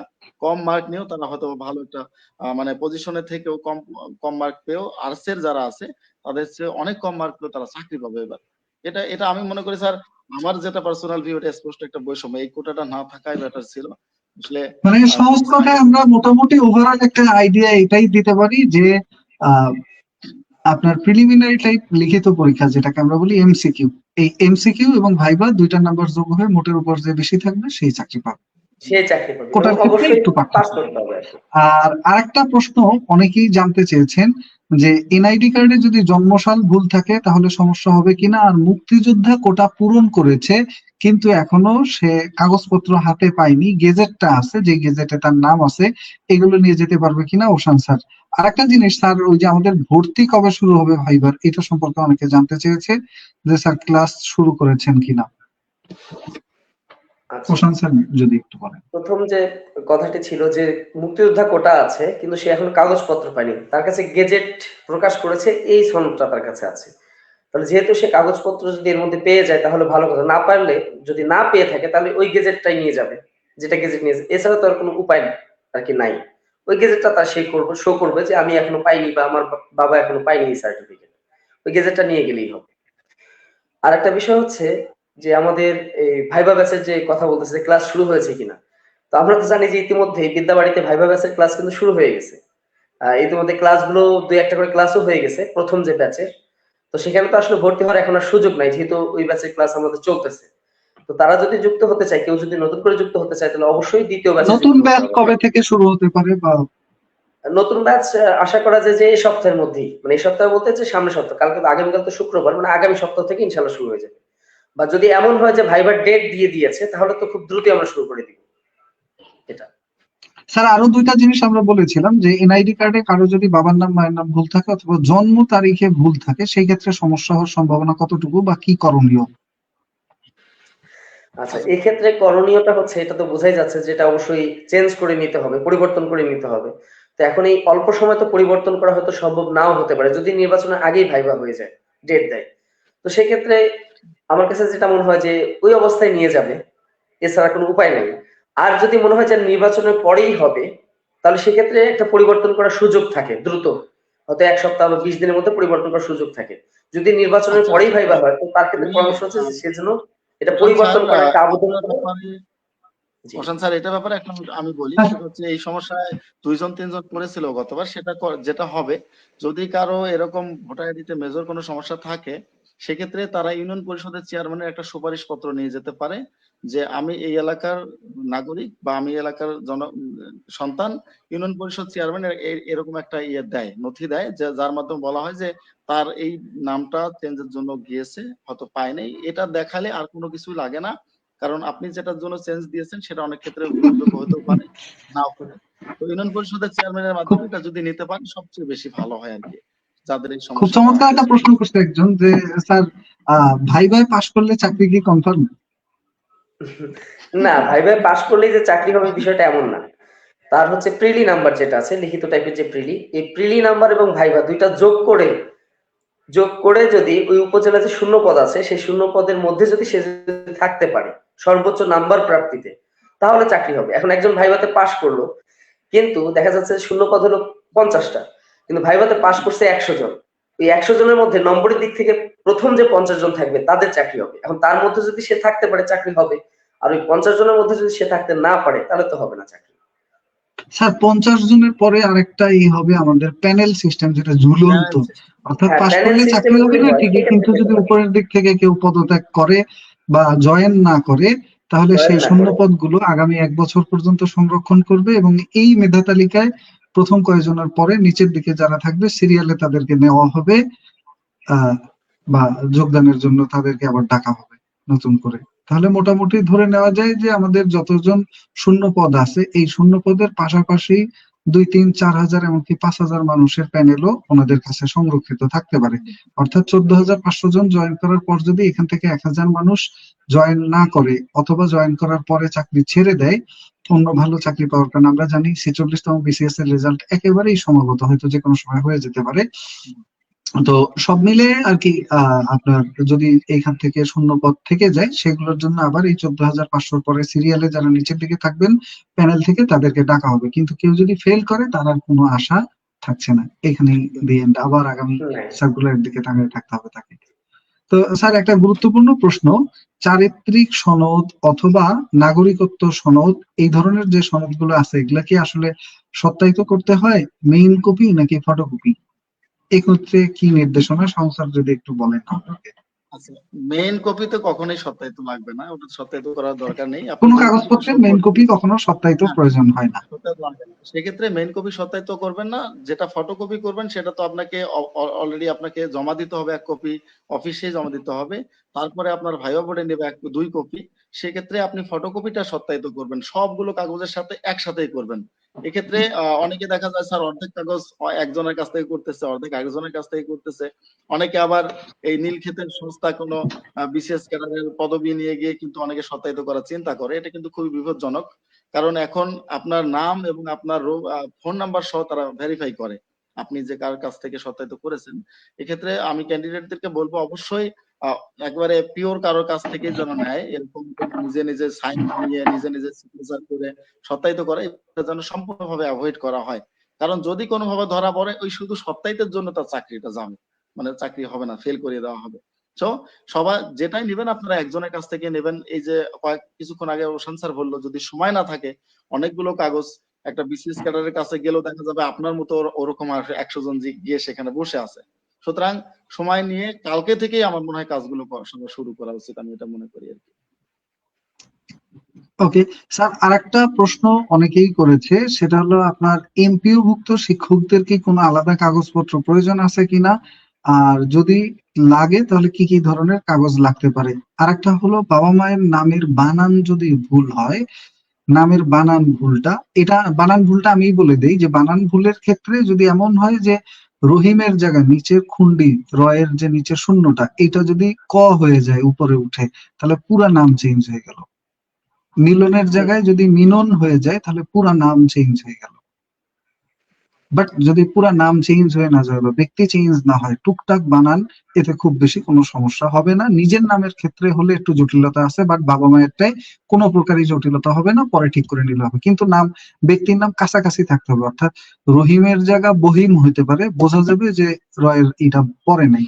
কিন্তু রহিমের জায়গায় করিম হলে বোঝা যাবে যে আপনি অন্য কারো সন্তান হয়ে আবার চাকরিটা নিতে যাচ্ছেন, এরকম কোনো একটা জটিলতায় ধরা পড়ে যাবেন। বাট টুকটাক যদি নামের বানানে ব্যক্তি পরিবর্তন না হয় তাহলে কোনো সমস্যা নেই, সেটা নিজেরই হোক অথবা বাবা মায়ের হোক। বাবা মায়েরটাই তো আরো সমস্যা নেই। তো আমরা যে কথা বলছিলাম, আমরা ওশান স্যারের কাছে যাচ্ছি। স্যার যদি বলেন, এমপিও আচ্ছা ভুক্ত প্রতিষ্ঠানগুলোতে কেউ যদি কর্মরত থাকে সেক্ষেত্রে কি করবে? আচ্ছা, এমপিওভুক্ত প্রতিষ্ঠানে যদি কেউ অথবা আরেকটা কর্মরত কথা থাকে। বলেছে বেশ কয়েকজন দেখলাম, প্রাইভেট কোনো প্রতিষ্ঠানে কেউ যদি পড়ায়, নার্সারি বা এই টাইপের কোনো ইসে, কেজি স্কুল, এগুলা কি বলবে কিনা ভাইবা বোর্ডে, বা এটার কোনো কাগজপত্রের প্রয়োজন আছে কিনা? আচ্ছা, এগুলো আসলে নিজে থেকে বলার কোনো প্রয়োজন নেই। যদি জিজ্ঞেস করে যে আপনি এখন বর্তমানে কি করতেছেন, সেক্ষেত্রে হয়তো বলতে পারে যে আমি একটা প্রাইভেট প্রতিষ্ঠানে আছি, আমি নার্সারিতে আছি। কিন্তু নিজে থেকে আগ বাড়িয়ে বলার কোনো প্রয়োজন নাই। এটা একটা। আরেকটা বিষয় হচ্ছে যে যদি কেউ এমপিওভুক্ত প্রতিষ্ঠানে যদি চাকরিরত অবস্থায় থাকে, তাহলে আমরা তো জানি যে একটা চাকরিতে থাকাকালীন অন্য কোনো যদি সরকারি চাকরির পরীক্ষা দিতে যায়, তাহলে তার একটা অনুমতি পত্র দরকার হয়। মানে সে কর্তৃপক্ষের কাছে অনুমতি পত্র নিয়েছে কিনা, এই অনুমতি পত্রটা লাগবে। এই অনুমতি পত্র না থাকলে আবার অনুমতি দেখা পত্র যাবে যে এখান প্রয়োজন থেকে, হবে। জি জি, অর্থাৎ সংশ্লিষ্ট ওকে, প্রতিষ্ঠান থেকে নিবে, মানে প্রতিষ্ঠান প্রধান থেকে অথবা শিক্ষা অফিস থেকে, অর্থাৎ যেখান থেকে হোক উল্লেখ না কেন করতে তাই গেলে নিবে। অনুমতি পত্র বা এনওসি লাগবে, নন অবজেকশন এনওসি লাগবে, যেটা যে কোনো সার্টিফিকেট, বিভাগ এটার থেকে। প্রয়োজন হবে। জি জি। আচ্ছা, একটা জিনিস অনেকে জানতে চেয়েছে, ভর্তির ফি কত? ভর্তি ফি হচ্ছে খুবই কম। আহ, আমাদের হচ্ছে মূল ফি হচ্ছে 800 টাকা। তবে যেহেতু আমাদের এটা হচ্ছে আমাদের নববর্ষের মাস চলতেছে, নতুন বছরের প্রথম মাস, তো সেই উপলক্ষে আমাদের প্রায় 57% ডিসকাউন্ট আছে, এবং ডিসকাউন্টে হচ্ছে এখন ভর্তি হচ্ছে 399 টাকায়, মাত্র 399 টাকা তারা ভর্তি হতে পারবে। আচ্ছা, আসলে এটা অনেক বড় কোন একটা সুযোগ। মার্কে ভোট দেওয়ার কোনো, যদি তারা আগ্রহ প্রকাশ করে যে ডিসকাউন্ট আরেকটু বাড়ায় দিলে অমুক মার্কে ভর্তি হবে, তাহলে কি কোনো সুযোগ আছে কিনা বেশি করে? সামনে যেহেতু নির্বাচনের সময়, সেই জন্য বললাম আর কি। এখানে স্যার আমাদের 399 টাকায় কিন্তু আমরা 10টা ক্লাস দিচ্ছি। আর 10টা ক্লাসের মধ্যে সবচেয়ে গুরুত্বপূর্ণ হচ্ছে আমরা মক ভাইবার ব্যবস্থা করেছি। অর্থাৎ আমরা 8টা ক্লাস আমরা এমনিতে দেবো, 2টো মক ভাইবার ব্যবস্থা করা হয়েছে, যা শিক্ষার্থীরা তাদের মাধ্যমে আমাদের এখানে বিসিএস ক্যাডার ছাড়া যারা আপনারা আছেন, পাশাপাশি আমাদের প্রাইমারিতে যারা অনেক দিন থেকে মূলত কর্মরত এবং ভাইবা নিয়ে কাজ করে, তারা এই মক ভাইবার মূলত ইয়ে হিসেবে থাকবেন, মেন্টর হিসেবে থাকবেন। তো সেহেতু আমার কাছে মনে হয় যে অনেকে তো মক ভাইবা দুটো দেওয়ার জন্য, একটা দেওয়ার জন্যই 400-500 টাকা ব্যয় করে ফেলে বা দিয়ে ফেলে, অনেক অনেক জায়গায় আমরা দেখি। সে জায়গায় আমরা কিন্তু 10টা ক্লাস দিচ্ছি, মক ভাইবা দুটো দিচ্ছি মাত্র 399 টাকায়। এবং এটা সীমিত সময়ের জন্য, কিন্তু আবার ব্যাচ পূরণ হয়ে গেলে মনে হয় না পরবর্তীতে আবার কেউ আসতে পারবে। আমার মনে হয় এটা যারা আছে তাদের খুব দ্রুত এটা করা উচিত, যদি তারা চায় আর কি। ওকে, তারপরে একজন প্রশ্ন করছে, স্যার মোট কত সেট কাগজ কপি করার প্রয়োজন হবে আর কি? মেইন কপি তো একটা, তার সার্টিফিকেট গুলোর মেইন কপি, মার্কশিটের মেইন কপি, নাগরিকত্ব সনদের মেইন কপি, হ্যাঁ, এনআইডি কার্ডের মেইন কপি, এগুলো ফটোকপি কয় সেট করে করবে এবং সব সপ্তাহিত করবে কিনা? আচ্ছা, এগুলো হচ্ছে যে ফটোকপি, ফটোকপি মানে কমপক্ষে যেন 2 সেট থাকে, মানে সর্বনিম্ন 2 সেট করে।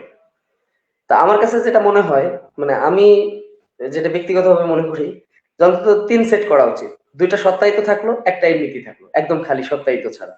কারণ বলা তো যায় না, যেহেতু এখানে বিষয়টা হচ্ছে, এই জন্য বলতেছি যে যেহেতু প্রতি 5 জন প্রার্থীর মধ্যে 4 জনকে তারা বাদ দিবে, এখন বাদ দেওয়ার জন্য তারা নানা এক্সকিউজ খুঁজবে, মানে কোন দিক থেকে বাদ দেওয়া যায়, তার কিসের অভাব আছে।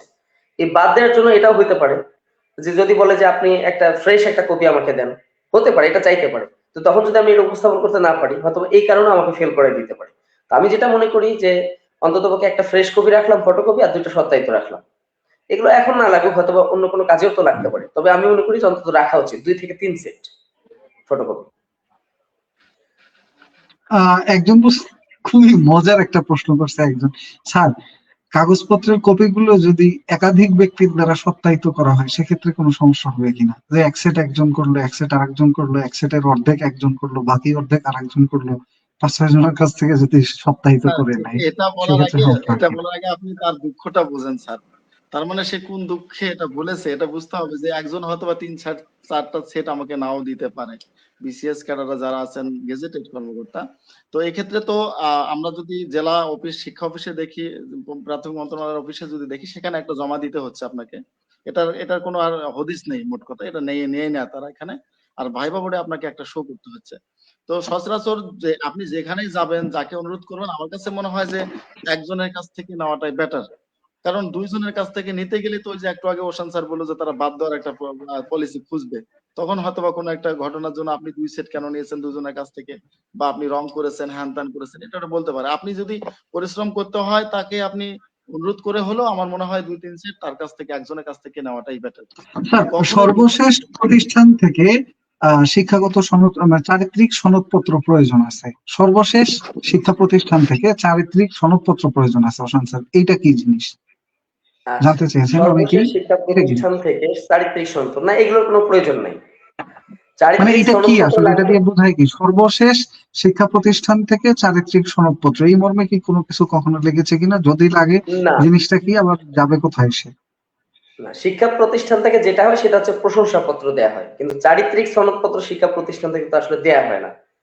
এটা একমাত্র ইউনিয়ন পরিষদ বা সিটি কর্পোরেশন অথবা পৌরসভা থেকে দেয়া হয়। এটা তো শিক্ষা প্রতিষ্ঠান থেকে দেওয়ার কোনো প্রশ্নই উঠে না। আচ্ছা, শিক্ষা প্রতিষ্ঠান রূপা শিক্ষা আক্তার প্রতিষ্ঠান একটা থেকে প্রশ্ন যেটা দেয়। করেছেন, স্যার আমার বাবার বাড়ি বগুড়া, আমার শ্বশুর বাড়ি হলো দিনাজপুর, থেকে পরীক্ষা দিয়েছি, এখন নাগরিকত্ব সনদ কি দিনাজপুর থেকেই তুলে জমা দিব? আমিও জানতে চাই। তুলিকা ঢালি তুলি। আমরা এটা নিয়ে বোধহয় কথা বলেছিলাম, তাও যদি সংক্ষেপে বিস্তারিত আবার একবার একটু বলে দেন। সংক্ষেপে বিস্তারিত, মানে তার বাবার বাড়ি হচ্ছে বগুড়া আর স্বামীর বাড়ি হচ্ছে দিনাজপুর, তাই না? তো অবশ্যই সে যদি স্থায়ী ঠিকানা হিসাবে স্বামীর বাড়ির ঠিকানা ব্যবহার করে, তাহলে অবশ্যই স্বামীর বাড়ির যে স্থানীয় ইউনিয়ন পরিষদ আছে সেখান থেকে এই চারিত্রিক সনদপত্র এবং নাগরিক সনদপত্র সংগ্রহ করবে।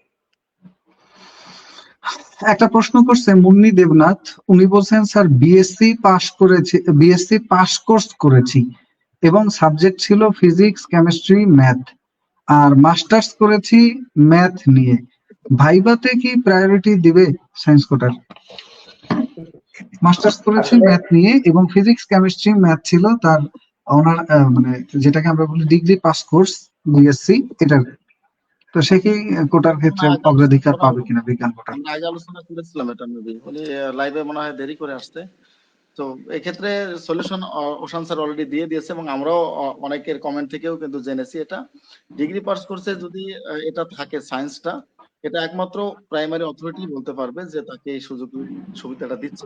কিন্তু যেটা আমরা সচরাচর আমার মনে দেখি যে হয় সে পাবে, যেহেতু তার মেজর সাবজেক্ট গুলোর মধ্যে সায়েন্সের সাবজেক্ট গুলো ফিজিক্স, ম্যাথ, কেমিস্ট্রি সবই সায়েন্সের তো ছিল। আবার ডিগ্রি সে পাস কোর্সে মাস্টার্সটা এটা কোন যদি সাবজেক্টে বলি, করেছে এটা যারা পাস না এটা কোর্স যদি আমরা করেছে বলি তাদের তাহলে ক্ষেত্রে ডিগ্রি পাস কোর্সে মাস্টার্সটা অনেক গুরুত্বপূর্ণ, আর যারা সাবজেক্ট অনার্স করেছে তাদের তো অনার্সেই আলাদা করে হ্যাঁ সাবজেক্ট বলাই আছে, থাকে। যেগুলো এগুলো বিজ্ঞান অনুষদের মধ্যে অন্তর্ভুক্ত সাবজেক্ট, সকল সাবজেক্টে বিজ্ঞান কোটার জন্য প্রযোজ্য হবে, এবং যেগুলো কিন্তু বিজ্ঞান ডিগ্রির ক্ষেত্রে একই অনুষদের জিনিসটা থাকে। বাইরে তারা কেউ প্রযোজ্য হবে না। এখন ডিগ্রির ক্ষেত্রে স্বামী স্ত্রীর আইডি কার্ড কি জমা দেওয়া অত্যাবশ্যক? আচ্ছা, যারা বিবাহিত স্বামীর বাড়ি থেকে আবেদন করছে তাদের কি স্বামীর আইডি কার্ডও নিয়ে যাওয়া লাগবে সাথে করে? না, না, ওটা তো এটা চাইনি। কখনো লাগবে না, নিজের শুধু লাগবে। ওইটা লাগবে, স্বামীর আইডি কার্ড লাগবে যদি যখন তার মানে বেতন আসবে বা বেতন তার এমপিও হবে বা এমপিভুক্ত, মানে এমপিভুক্ত বলতে কি তার যখন সরকারিকরণ করা হবে, সে নতুন যখন চাকরিতে পড়বে তখন হয়তো নমিনি হিসাবে দিতে হতে পারে। কিন্তু ভাই ভাতে স্বামীর এনআইডি কার্ড কোনো প্রয়োজন নেই, শুধু নিজের। যারা ডিগ্রি পাশ করে পরীক্ষা দিবে তাদেরকে কি বিষয়ে প্রশ্ন করা হবে? তাদের তো অনেকগুলো সাবজেক্ট, অনার্সের মতো কোনো একটা সাবজেক্ট না, তাদের কি নিয়ে ধরবে বা কি করবে? আর জেলায় কবে কাগজপত্র জমা নেওয়া হতে পারে ওশান স্যার? আচ্ছা, জেলায় কবে কাগজপত্র নেওয়া জমা হবে এটা অবশ্যই ডিপি থেকে বলে দিবে, যে এত তারিখ থেকে এত তারিখের মধ্যে জমা দিতে হবে, এটা তো অবশ্যই তারা বলে দিবে। আলাদা আরেকটা করে বিষয় বলে হচ্ছে যে দিবে? হ্যাঁ, অবশ্যই তারা বলে দিবে, প্রজ্ঞাপন দিয়ে বা একটা বিজ্ঞাপন দিয়ে একটা তারা বলে দিবে। আরেকটা বিষয় হচ্ছে যে যারা ডিগ্রি পাস করেছে দেখা যায় 3-4টা সাবজেক্ট, 3টা সাবজেক্ট ছিল মেজর সাবজেক্ট, এছাড়াও অনেকগুলো সাবজেক্ট ছিল। তো এখানে আসলে তাকে স্পেসিফিক ভাবে কোন সাবজেক্ট থেকে প্রশ্ন করবে এটা তার আগে থেকে বলা যায় না। যে কোনো সাবজেক্ট থেকে প্রশ্ন করতে পারে। তো সাবজেক্ট থেকে সবগুলো প্রশ্ন সাবজেক্ট নাও করতে পারে, সাধারণ জ্ঞান থেকে আবার প্রশ্ন নাও করেও করতে ছেড়ে পারে। দিতে পারে। হ্যাঁ, জি জি, করতেও পারে নাও করতে পারে। প্রাইমারিতে ভাইভাতে যেটা হয় আমি অনেকের কাছ থেকে এটা শোনা যে আসলে সাবজেক্ট থেকে এরকম ভাবে প্রশ্ন করা হয় না। যেমন আপনার কোয়ালিটি দেখবে কোথায়, আপনি ঠিক পড়তে পারেন কিনা। আপনাকে একটা বই দিচ্ছে, এটা আপনি পড়ে যান কয় লাইন, এটা দেখে, কিন্তু খুব ভালোভাবে দেখে। সেকেন্ড হচ্ছে আপনাকে ইংরেজি এবং বাংলা এই দুটো বই আপনাকে সবচেয়ে বেশি গুরুত্বের সহিত দেখতে হবে। যদি সম্ভব হয় আপনারা 3 থেকে 5 অর্থাৎ এই তিনটা শ্রেণীর বাংলা এবং ইংরেজি বই, পাশাপাশি সমাজ বইটাও যেন সে দেখে যায়, কারণ সমাজ বই থেকে হুবহু একেবারে উল্টিয়ে ওখান থেকে সাধারণ জ্ঞানের প্রশ্নগুলো করা হয়। এটা যেন তারা মনোযোগ আচ্ছা। দিয়ে দেখে। আর ইংরেজিতে তার ঠিক উচ্চারণটা দেখা হয়, যে ঠিক কি উচ্চারণে সে পড়াচ্ছে, কারণ ওখানে তো আসলে ওই জিনিসগুলোই বেশি লাগবে। পাশাপাশি আমি এটাও যতটুকু দেখেছি, গান ধরে, হ্যাঁ, গান গাইতে বলে যে আপনি গান পারেন কিনা, বা আপনি বলেন দেখি আপনি কোন দেশাত্মবোধক গান জানেন কিনা। স্যার একটা মজার প্রশ্ন করছে যে আমাদের ইউনিয়নের যে চেয়ারম্যান উনি তো জেল হাজতে, এখন আমার স্যারের চেক সনদপত্র কে দিবে? এটা বলা হয়েছে WK অলরেডি, ইমরান। দায়িত্বপ্রাপ্ত একজন আছে, হ্যাঁ, ওখানে একজন দায়িত্বপ্রাপ্ত অবশ্যই আছে, যে আছে তার অ্যাবসেন্সে, যে দায়িত্বপ্রাপ্ত বা ভারপ্রাপ্ত হিসেবে আছে, তার আপনার এটা নিতে হবে, তার সিগনেচার এবং তার যে সিল মোহর গুলো আছে এটা সহ নিতে হবে আর কি। দায়িত্বপ্রাপ্ত যিনি আছেন তার নিতে হবে। ওকে। আর গান কবিতা কি বাধ্যতামূলক? আসলে এটা গান কবিতা তো বাধ্যতামূলক বাধ্যতামূলক না, তবে ওখানে ধরতে পারে। ভাইভাতে সাধারণত জিজ্ঞেস করতে পারে, যেহেতু ছোট ছোট বাচ্চাদের পড়াবে, মানে বাচ্চাদেরকে আকৃষ্ট করার জন্য যত ধরনের এক্সট্রা কারিকুলার অ্যাক্টিভিটিস আছে এগুলো থেকে তাকে জিজ্ঞেস করতে পারে যে আপনি গান পারেন কিনা। তো আমার কাছে মনে হয় যে এই যুগে গান পারে না এরকম তো আসলে পাওয়াটা খুবই কষ্টকর, একটু হলেও তো পারে, তাই না? তো সে যদি স্যার জিজ্ঞেস একটু করে আমি যতটুকু ওনাদের পারে বলা সম্পর্কে উচিত। একটা কথা বলতে চাই, যারা এই লাইভটিতে যুক্ত আছেন অনেকেই পরে জয়েন করার কারণে একই প্রশ্ন 2-3 বার করে করেছেন, আমরা একাধিক উত্তর যারা বিবাহিত, স্বামীর ঠিকানা নাকি নিজের ঠিকানা, কিভাবে কি ঠিকানা ঠিক করবেন, যারা পরে জয়েন করেছেন অনেক প্রশ্ন জানতে পারেননি। আমরা প্রাইমারি ভাইবা সংক্রান্ত লাইভ প্রশ্ন নিচ্ছি আপনাদের এবং প্রশ্নোত্তর গুলো নিয়ে আলোচনা করছি। পাশাপাশি ভাইবা কবে শুরু হতে পারে, ভাইবার জন্য কি কি পড়বেন, কি কি ধরনের কাগজপত্র প্রয়োজন, এই সব কিছু নিয়ে আমাদের প্রশ্নোত্তর সেশনটা শুরু হয়েছে, প্রায় 1.25 ঘন্টা হয়ে গিয়েছে। তো যারা পরে জয়েন করেছেন তারা লাইভটি শেয়ার করে রাখলে পরে টাইমলাইন থেকে দেখে নিতে পারবেন। আর অনেক প্রশ্নের উত্তর যেটা আপনি জানতে চাচ্ছেন এই লাইভের মধ্যে আছে, কিন্তু আপনি শুরুতে জয়েন করতে না পারার কারণে জানেন না। তো আপনি শুরু থেকে আরেকবার লাইভটা দেখে নিলে প্রশ্নগুলোর উত্তর পেয়ে যাবেন। আমরা চলে যাচ্ছি একেবারে পড়াশোনার বিষয়। স্যার, ভাইবায় আসলেই কি পড়াশোনা গুরুত্বপূর্ণ নাকি শুধু ভালো জামা কাপড়ই গুরুত্বপূর্ণ? Ocean sir. আগে দর্শনধারী তারপর গুণ বিচারী। তার মানে কি, গুণ এবং দর্শন দুইটাই দরকার আছে। মানে আমার যেমন জানাটা দরকার পড়াশোনা, একই সাথে আমি যে নিজেকে উপস্থাপন করব এটাও জরুরি। এখন দেখা যায় যে আমি ভাইবা দিতে গেছি হাতের মধ্যে চুড়ি পরে অথবা ব্রেসলেট পরে, আর মাথার চুল হচ্ছে কি একদম কাঁধ পর্যন্ত। মানে এই যে বিষয়গুলো, এগুলো কিন্তু আসলে দৃষ্টিকটু একজন শিক্ষক হিসাবে। অন্যান্য চাকরির পরীক্ষা এটা না হলে অন্তত একজন টিচার হিসাবে এটা আসলে খুবই দৃষ্টিকটু। তো অবশ্যই পোশাকটা যেমন গুরুত্বপূর্ণ, সেটা কম দামি হোক, কিন্তু সেটা যেন মানানসই হয় এবং সেটা যেন পরিবেশের সাথে যেন উপযুক্ত হয়, এই একটা কাজী বিষয়। মিষ্টি উনি বলেছেন, ধন্যবাদ স্যার, আজকের লাইভে যুক্ত হয়ে আমার সকল প্রশ্নের উত্তর আমি পেয়েছি। অসংখ্য ধন্যবাদ আপনাকেও এবং যারা লাইভে যুক্ত আছেন সবাইকে, এবং আমাদের শ্রদ্ধেয় দুজন স্যারকে, প্রশান্ত স্যার এবং শাওন স্যার। তারা এত রাত পর্যন্ত ক্লাস নিয়ে তারপরে আবার আমাদের সাথে লাইভে যুক্ত হয়েছেন।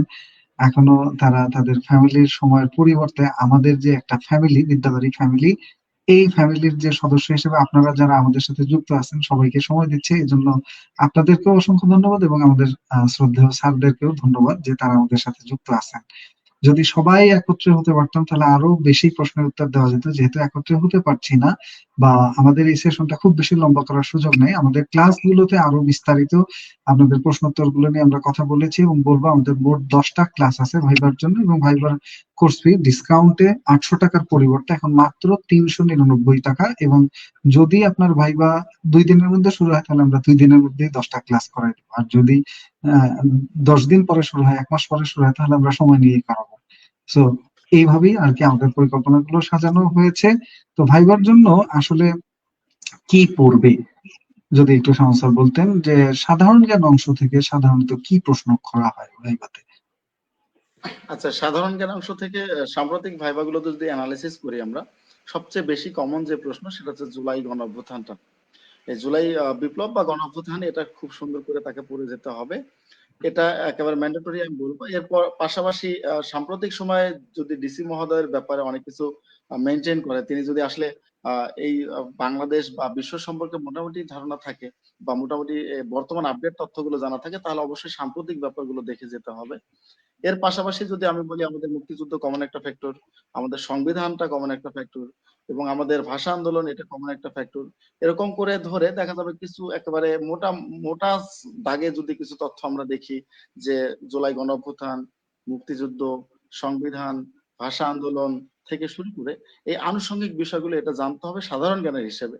আর যে প্রার্থী ঠিক যে এলাকা থেকে ভাইবা দিচ্ছেন, ওনার এলাকা বা জেলাতে যদি বিখ্যাত কিছু থাকে, যেমন কোনো বিখ্যাত কবি, বিখ্যাত নদ নদী, বিখ্যাত ব্যক্তিত্ব, বিখ্যাত কোনো খাবার বা বিখ্যাত কোনো জায়গা, এরকম যেগুলো থাকে আর কি, সেগুলো সম্পর্কে আমার মনে হয় জেনে রাখাটা সবচেয়ে গুরুত্বপূর্ণ সাধারণ জ্ঞানের মধ্যে থেকে।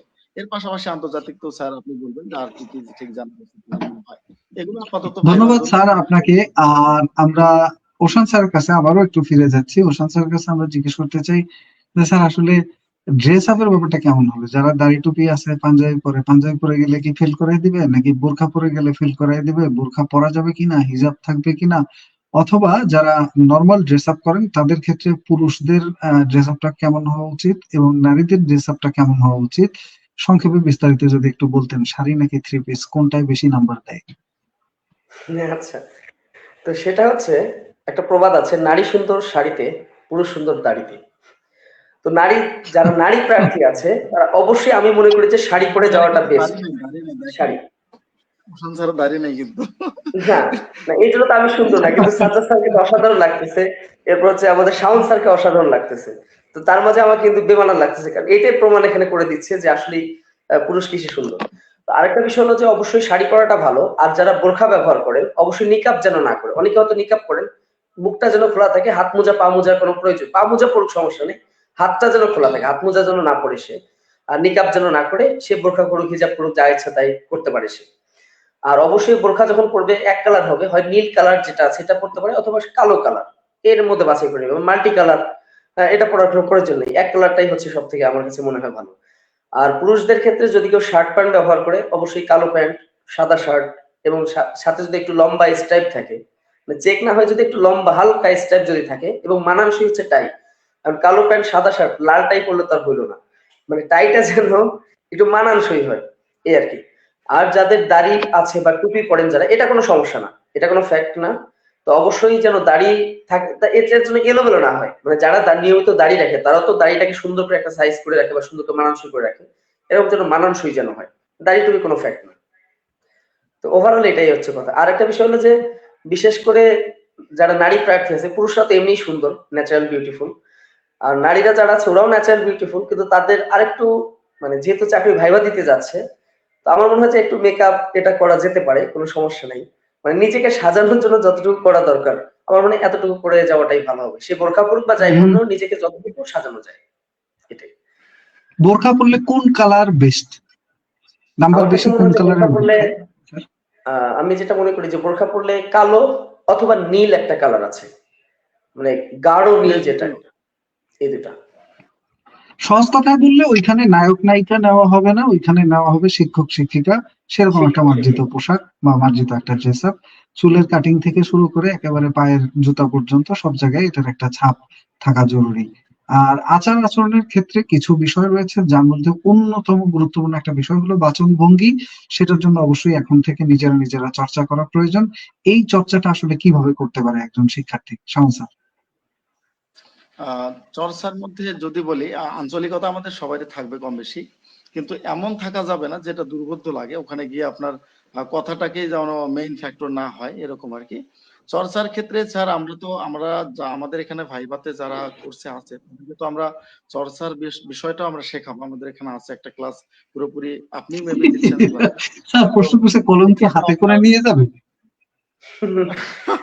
কলম হাতে নেবেন, কোথায় নেবেন? চমৎকার প্রশ্ন, খুব ভালো ছেলে প্রশ্ন, হয় ভালো লাগতেছে। ছেলে হয় অবশ্যই কলমটা তার পকেটে থাকাটাই বেটার হবে, আর মেয়ে যদি হয় তার পার্সে থাকবে, বা যেটাতে সে কাগজপাতি পার্স নিচ্ছে। কি আমি নিয়ে যাওয়া যাবে কাগজপাতি স্যার, বলতে নাকি চেক করবে? পার্স বলতে যেটাতে সে কাগজ নেবে, এটাতে কিন্তু ইউজ করা যায়। হ্যাঁ, সো আর আচ্ছা, কলমের ওকে। ক্ষেত্রে ওই হাতে করে সার্টিফিকেট যেটা নিবে ওখানে নিয়ে গেলেই এনাফ। আমার মনে হয় এত বেশি ওটা নিয়ে কোনো কথা নেই। কলম নিয়ে তো ওটা নিয়ে কোনো ইয়ে হয় না। স্যার, এরকম না। একজন ফারহান স্বর্ণা উনি অনেকবার কমেন্ট করছে, আমার বাবার ডাকনাম আমার সার্টিফিকেটে ব্যবহার করা, কিন্তু আমার ভোটার কার্ডে তার ডাকনাম ব্যবহার করা হয়নি, এখন কোনো সমস্যা হবে কিনা? এই ক্ষেত্রে আমি একটু বলে দিচ্ছি যে বাবার ডাকনাম ব্যবহার করা হয়েছে আপনার সার্টিফিকেটে। ধরেন আপনার বাবার নাম আমরা ধরে নিলাম এক্স ওয়াই জেড মন্টু, ধরেন আপনার বাবার নাম, এটা সার্টিফিকেটে দেওয়া আছে। হ্যাঁ, তো এখন আপনার এনআইডি কার্ডে ওনার নাম হিসেবে দেলোয়ার হোসেন মন্টু লেখা, নাকি শুধু দেলোয়ার লেখা? এরকম যদি হয় যে ওইখানে লেখা আছে শুধু মন্টু, এইখানে লেখা আছে শুধু দেলোয়ার, তাহলে তো দুইজন সম্পূর্ণ ভিন্ন ব্যক্তি। এক্ষেত্রে অবশ্যই আপনাকে আহ আপনার 1 নম্বরে ইউনিয়ন পরিষদ, 2 নম্বরে হলো নির্বাচন অফিসে গিয়ে একটু আবেদন করে এটার একটা সত্যায়ন নিয়ে যেতে হবে, কারণ এই ক্ষেত্রে জটিলতা সৃষ্টি হতেই পারে। যদি এরকম হয় যে এখানে লেখা দেলোয়ার হোসেন মন্টু আর ওইখানে শুধু মন্টু লেখা, তাহলে সমস্যা হবে না। বাট পুরো নামটার আংশিক হোক পুরো হোক, দুই জায়গায় থাকা লাগবে একই জিনিসের অংশ বিশেষ হলেও।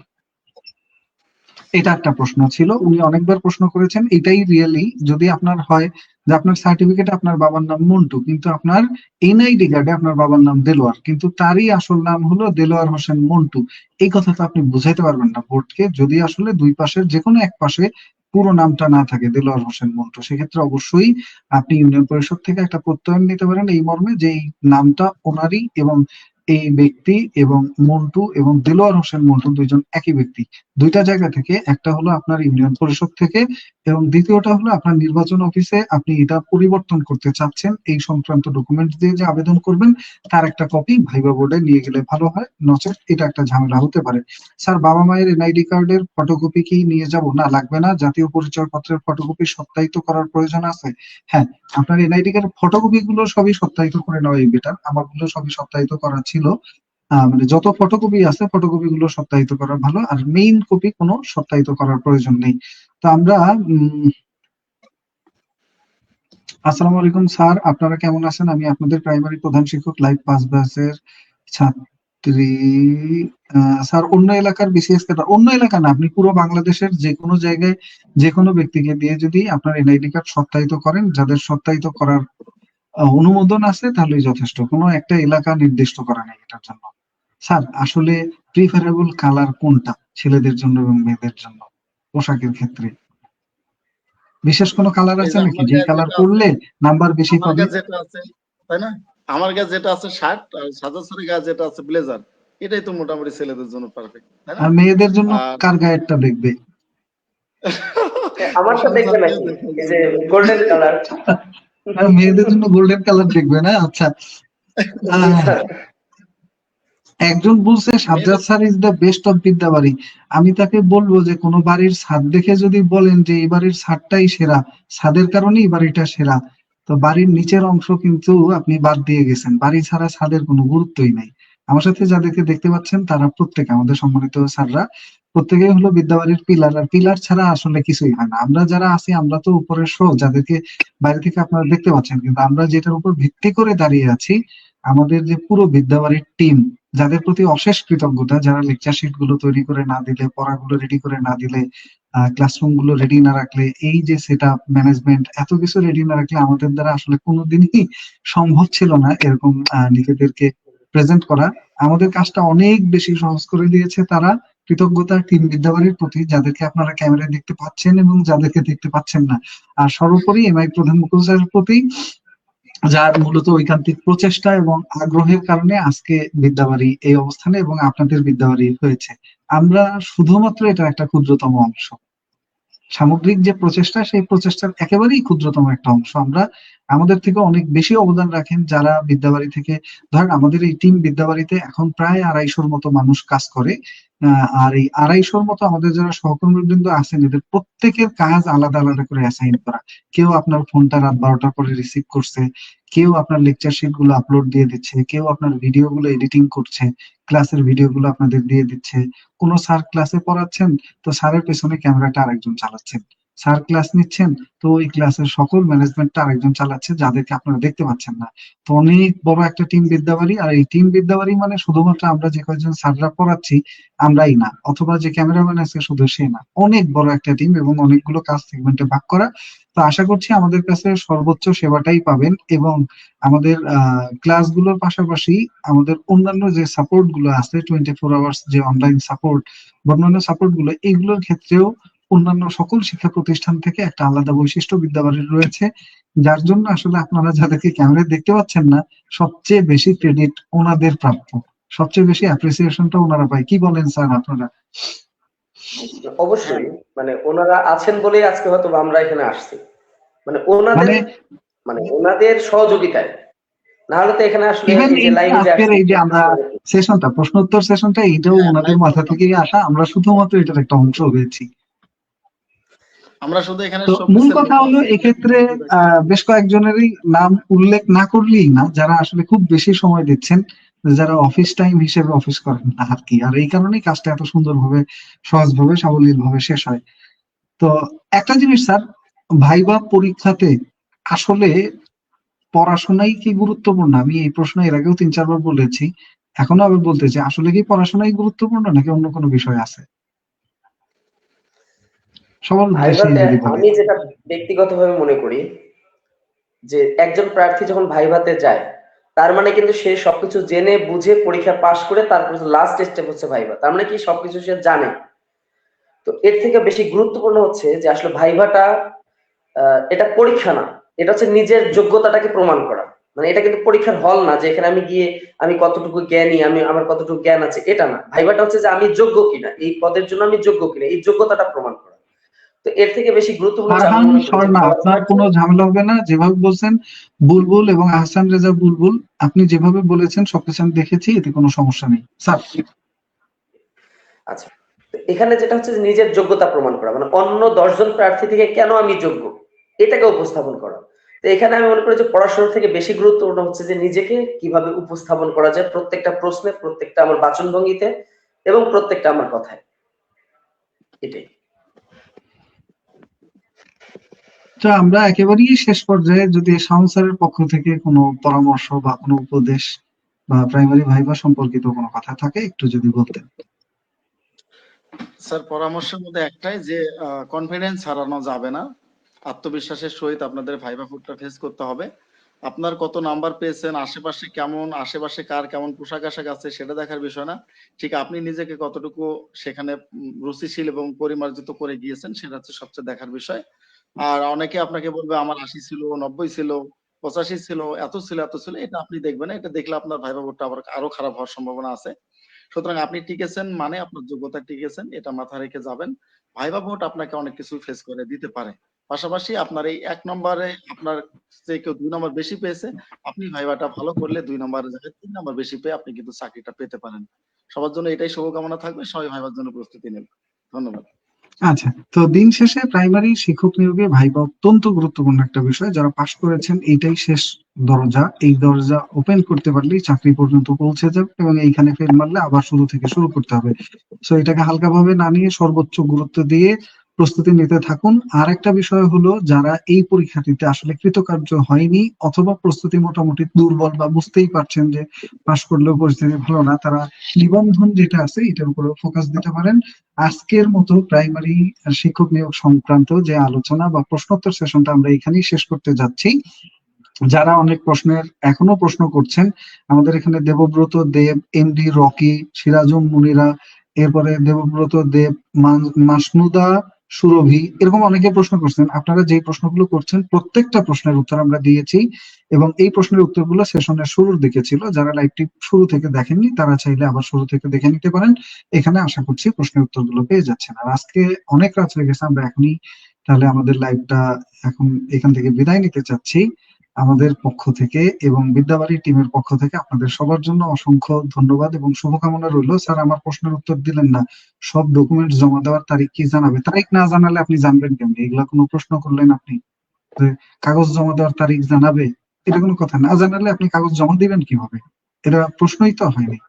প্রশ্ন করবেন সুন্দরভাবে যে আপনার যত তারিখ আছে ওনারা ইনস্ট্রাকশন দিয়ে দেবে যে এত তারিখের মধ্যে কাগজ জমা দিতে হবে, এই কাগজ নিয়ে আসতে হবে, এই অফিসে কাগজ জমা দিতে হবে, বদলে এই কাগজ নিয়ে নিতে হবে, এবং সেই তারিখ জানালে সেটা সম্পর্কে আমরা আবারও আমাদের পেজ থেকে আপনাদেরকে জানিয়ে দেবো। বিদ্যাবাড়ি পেজের সাথে যুক্ত থাকুন এবং বিদ্যাবাড়ি পেজ থেকে সকল তথ্য আশা করছি ইনশাল্লাহ পেয়ে যাবেন।